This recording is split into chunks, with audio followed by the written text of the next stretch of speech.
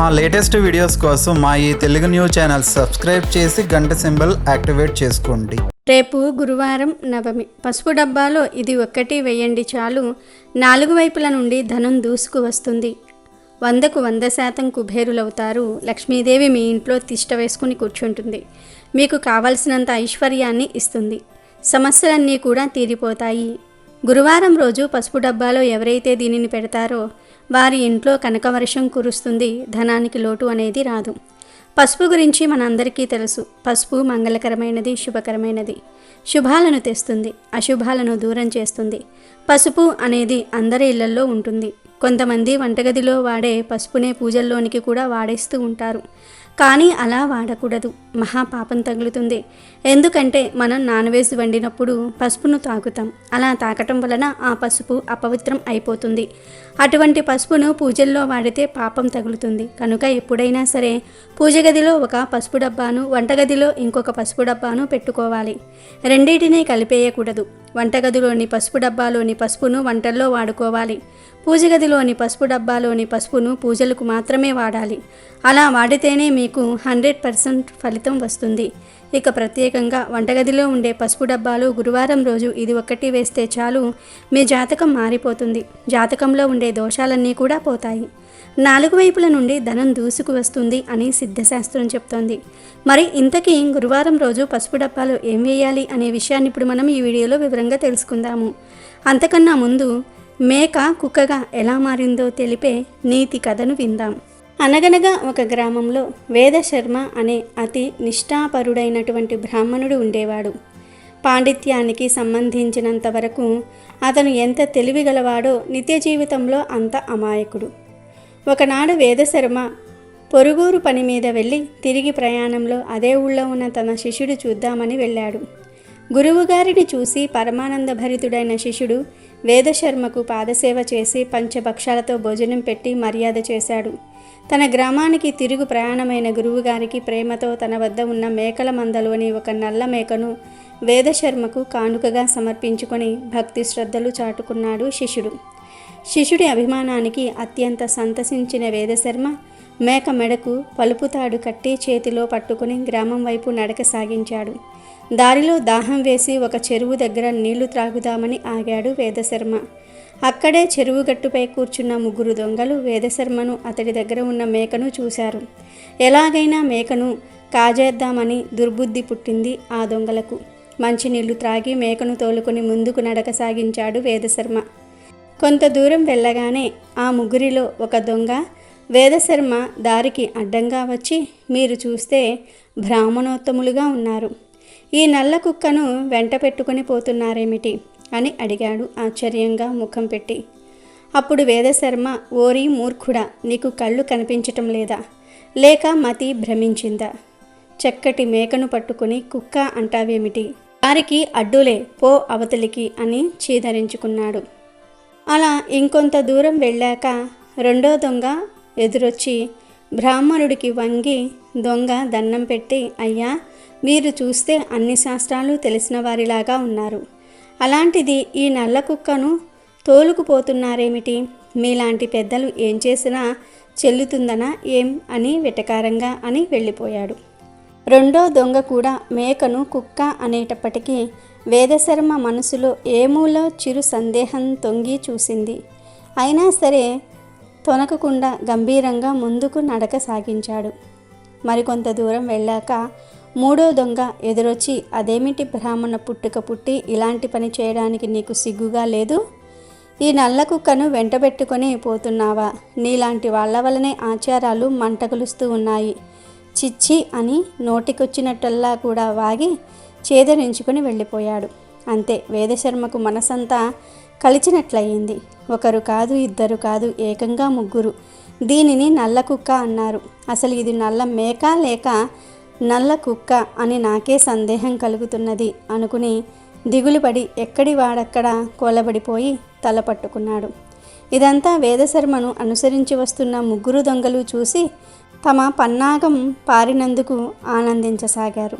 అమాయకుడైన వేదశర్మ తనపై తనకు నమ్మకం లేక ఆ మాయగాళ్ల మోసకారి మాటలను నిజమని నమ్మాడు. ఇంతలో ఆ 3కి తోడు దొంగ ఇంకో మాయగాడు బ్రాహ్మణుడికి వినిపించేలా, పాపం ఎవరో ఈ వెర్రి బ్రాహ్మణుడిని మోసం చేసి ఈ నల్ల కుక్కను అంటగట్టారు. ఇతడేమో దానిని మేక అనుకుని భ్రమించి తలుపు కట్టి ఏకంగా ఇంటికే తోలుకుని పోతున్నాడు. ఇప్పుడు నిజం తెలిసి ఏం చేయాలో తెలియని అయోమయంలో పడ్డాడు అని ఆ ముగ్గురు దొంగలతో అని హేళనగా నవ్వాడు. వేదశర్మ ఇక భరించలేక మేకను అక్కడే విడిచిపెట్టి గిర్రున చెరువు వద్దకు పోయి ముక్కు మూసుకొని 3 సార్లు నీళ్ళల్లో మునిగి లేచి శుచియే ఇంటి దారి పట్టాడు. వేదశర్మ వదిలిపెట్టిన మేకను ఆ ముగ్గురు దొంగలు తమ 4వ తోడు దొంగతో కలిసి ఇంటికి తీసుకొని పోయి విందు చేసుకున్నారు. అబద్ధాన్ని నిజమని నమ్మించి మోసం చేసే వారిని కనిపెట్టి వారి బారి నుంచి తెలివిగా తప్పించుకోవాలి అనేదే ఈ కథలోని నీతి. వీడియోలోకి వస్తే, ఎవరైతే ధన సంపాదన పెరగాలని ఆశపడుతూ ఉన్నారో, ధన సమస్యలు పోవాలని కోరుకుంటూ ఉన్నారో, ధన ఆకర్షణ కలగాలని అనుకుంటూ ఉన్నారో వారు చక్కగా గురువారం రోజు ఉదయం ఈ పనులన్నిటినీ కూడా పూర్తి చేసుకున్న తర్వాత ఒక చిన్న పేపర్లో కొద్దిగా జీలకర్రను, ఒక దాల్చిన చెక్క ముక్కను, 3 లవంగాలను, 3 యాలకులను వేసి చిన్న పొట్లంలాగా కట్టండి. ముందైతే ఒక వైట్ పేపర్ను తీసుకొని ఆ పేపర్లో కొంచెం జీలకర్రను వేయండి. అంటే ఒక 1/2 స్పూన్ అంత జీలకర్రను వేయండి. జీలకర్రకు పరిహార శాస్త్రంలో ఎంతో ప్రాధాన్యత ఉంది. జీలకర్రకు మన కష్టాలను తొలగించే గొప్ప శక్తులు ఉన్నాయి. జీలకర్రతో ఎటువంటి పరిహారాలు చేసినా 100% ఫలితాలు వస్తాయి కనుక ముందు జీలకర్ర వేయండి. ఆ తర్వాత ఈ పేపర్లోనే చిన్న దాల్చిన చెక్క ముక్కను కూడా వేయండి. దాల్చిన చెక్క అనేది సుగంధ ద్రవ్యాలలో ఒకటి. దాల్చిన చెక్క అంటే లక్ష్మీదేవికి ఎంతో ఇష్టం. దాల్చిన చెక్క మంచిని తెచ్చిపెడుతుంది, చెడును పోగొడుతుంది. ఆ తర్వాత 3 లవంగాలను, 3 యాలకులను పేపర్లో వేయండి. లవంగాలు, యాలకులు కూడా సుగంధ ద్రవ్యాలలో ఒకటి. లవంగాలతో మరియు యాలకులతో ఎటువంటి పరిహారాలు చూసినా అద్భుతమైన ఫలితాలు వస్తాయి. ఎందుకంటే ఇవి లక్ష్మీదేవికి ఎంతో ఇష్టమైన పదార్థాలు, చాలా మంగళకరమైనవి కనుక వీటన్నిటినీ కూడా పేపర్లో వేయండి. ఆ తర్వాత వీటన్నిటిని చిన్న పొట్లంలాగా కట్టండి. కొంచెం ధూపాన్ని ఈ పొట్లంలోనికి చూపించండి. తర్వాత ఈ పొట్లాన్ని కుడి చేతిలో పట్టుకుని, మాకు ఉన్న ధన సమస్యలు పోవాలి, ధనలాభం కలగాలి, 4 వైపుల నుండి ధనం రావాలి, సంపాదన పెరగాలి అని మనస్ఫూర్తిగా సంకల్పం చెప్పుకొని ఆ తర్వాత ఈ పొట్లాన్ని తీసుకుని వెళ్ళి పసుపు డబ్బాలో వేసేయండి. ఇలా చేయటం వలన అనేక మార్గాల ద్వారా ధనం మీ వైపు అట్రాక్ట్ అవుతుంది, సంపాదన పెరుగుతుంది, సంపాదన మార్గాలు తెలుస్తాయి, లక్ష్మీదేవి అనుగ్రహం కలుగుతుంది, ధన సమస్యలు పోతాయి, ఆర్థికంగా బాగుంటుంది, చాలా మంచి ఫలితాలు వస్తాయి. ఆ ఫలితాలను చూసి మీరే ఆశ్చర్యపోతారు. కనుక అందరూ పసుపు డబ్బాలో ఈ పొట్లాన్ని వేయండి. ఇలా వేసిన పొట్లాన్ని మళ్ళీ 3 నెలల తర్వాత తీసి పారే నీటిలో పడవేయండి. ఈ 3 నెలల్లోపే మీ సమస్యలు తీరిపోతాయి. మీరు సాటిస్ఫై అయ్యేంత ధనం వస్తుంది. ఒకవేళ మీ సమస్యలు తీరకపోతే మళ్ళీ ఇంకొకసారి పరిహారం చేసుకోండి, ఖచ్చితంగా ఫలితం వస్తుంది. కనుక అందరూ కూడా పసుపు డబ్బాలో ఇది వేసి శుభ ఫలితాలను పొందండి. రేపు గురువారం, చాలా మంచి రోజు. సాయంత్రం 6 లోపు రహస్యంగా ధనియాల పొడితో ఇలా చేస్తే చాలు, కూర్చొని తిన్నా తరగని ఆస్తి, ఐశ్వర్యము వస్తాయి. ఒక్క రోజులోనే మీరు అద్భుతాలను చూస్తారు. అద్భుతమైన శుభ ఫలితాలు వస్తాయి. మీకు ఉన్న కష్టాలు పోతాయి, సమస్యలు పోతాయి. కష్టాలు, సమస్యల నుండి బయటపడే మార్గం తెలుస్తుంది. ధనియాలు మంచి సువాసనను కలిగి ఉంటాయి. ఎప్పుడైనా సరే ఏదైనా ఇంపార్టెంట్ పని మీద బయటకు వెళ్తున్నప్పుడు వంటగదిలో ఉండే 2 ధనియాల గింజలను తీసుకొని నోట్లో వేసుకుంటే ఖచ్చితంగా ఆ పనిలో విజయం మిమ్మల్ని వరిస్తుందని శాస్త్రాలు చెప్తూ ఉన్నాయి. గురువారం రోజు ధనియాలతో ఈ చిన్న పరిహారం చేస్తే ఆర్థిక కష్టాలు పోతాయి, ధనం వస్తుంది. అంతేకాదు శత్రుబాధలు కూడా పోతాయి. దుష్ట పీడలు, దుష్ప్రభావాలు, ఇలా ఎటువంటి పీడలు ఉన్నా పోతాయి. మన పూర్వీకులు మనకన్నా దృఢంగా, ఆరోగ్యంగా ఉండేవారు. అందుకు కారణం వారు ప్రకృతికి అనుగుణంగా జీవించేవారు. తన అభివృద్ధికి ఆటంకం కలిగిస్తున్నాయని ఏ జీవిని వేటాడలేదు. ప్రకృతి ఇచ్చిన వాటిని విధ్వంసం చేయలేదు. అంతేకాదు వారి వంటిల్లే ఒక సూపర్ స్పెషాలిటీ హాస్పిటల్గా ఉండేది. వంటగదిలో దొరికే ఎన్నో పదార్థాలు మంచి ఆరోగ్యాన్ని ఇస్తాయని మన పెద్దలు గుర్తించారు. అటువంటి వాటిల్లో ధనియాలు ముఖ్యమైనవి. పీరియడ్స్ సమయంలో 6 గ్రాముల ధనియాలను ఒక 1/2 లీటర్ నీళ్లు కలిపి సగం నీళ్లు అయ్యేంత వరకు మరిగించి ఇందులో పటిక బెల్లం లేదా తేనె కలిపి గోరువెచ్చగా ఉన్నప్పుడు తాగితే రక్తస్రావం ఆధిక్యత తగ్గుతుంది. పైగా పీరియడ్స్ సరిగ్గా సమయానికి వస్తాయి.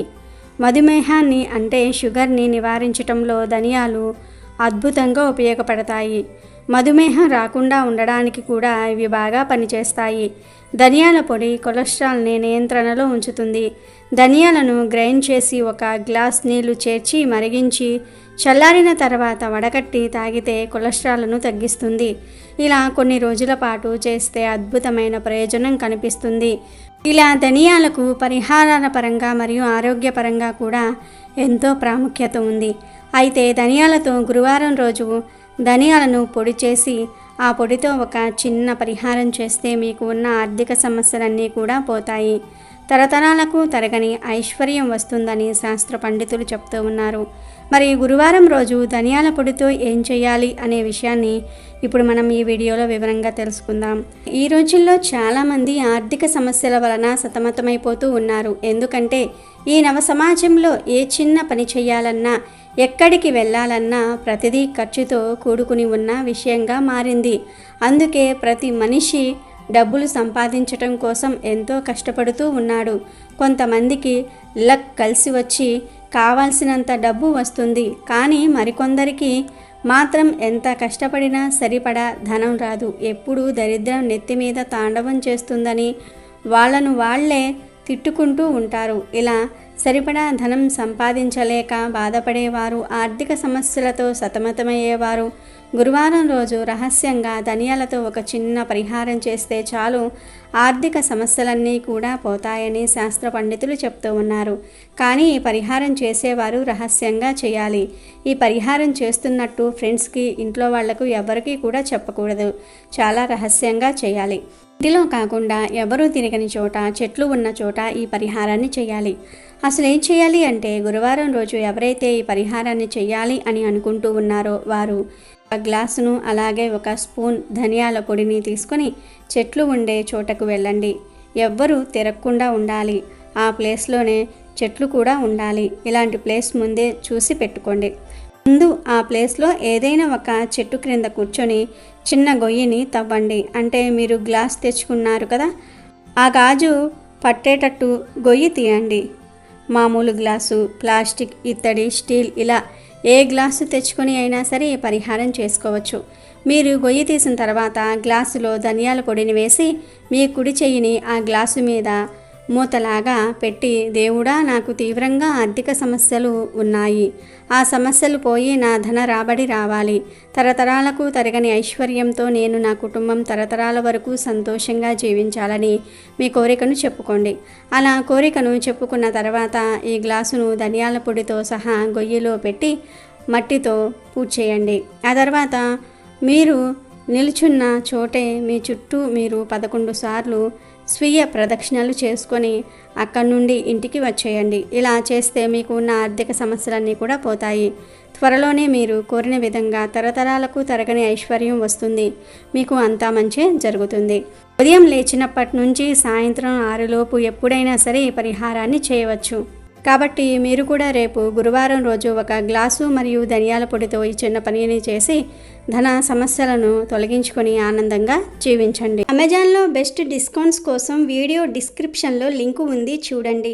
అలాగే మా టెలిగ్రామ్ ఛానల్ సబ్స్క్రైబ్ చేసుకోండి. వీడియో నచ్చితే లైక్ చేయండి, షేర్ చేయండి, బట్ సబ్స్క్రైబ్ చేసుకోవడం మర్చిపోవద్దు.